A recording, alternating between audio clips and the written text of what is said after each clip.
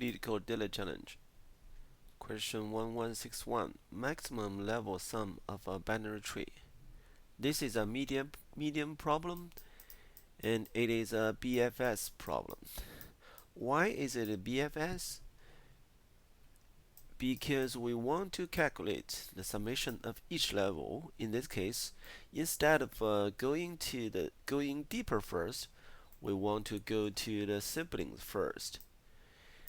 Then how do we do a BFS? If we can have a queue, we push the root into it, then pop it out, then push the left child, then right child.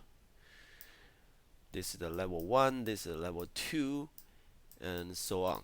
Level 3, blah blah blah, then 4. You can see this is the BFS level first.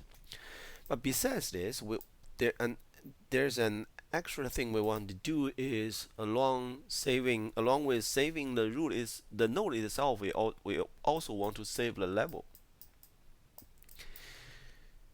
So we will be able to know which level we are in and where we're gonna add this node value into.